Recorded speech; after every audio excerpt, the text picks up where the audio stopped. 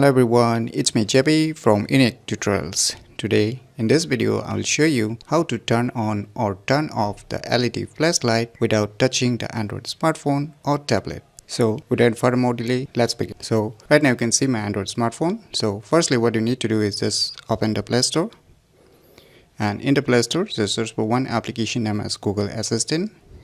So you can see here, just tap on it. Now tap on install to install this application. So once the installation is done, just tap on open. Now it will ask you some permission. Just click on settings. Just select this device assistant app and select the Google application. Click on OK. Now move back. You can see the Google Assistant has popped up. So now you can minimize it. Now let me just flip it over just to give you an example. Now what I will do, I'll just try to turn on the LED flashlight using the Google Assistant. So let me say some words. Okay Google, turn on the flashlight. So you can see here, it has turned on the flashlight. Okay Google, turn off the flashlight.